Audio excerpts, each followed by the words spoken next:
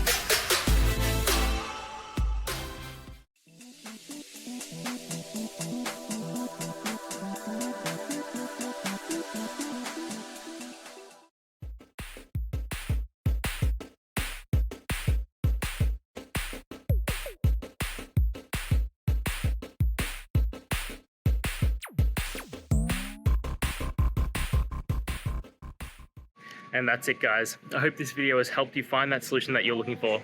If it did, please hit the subscribe button. I'd really appreciate it. And until next time, I hope you have a good one. Cheers.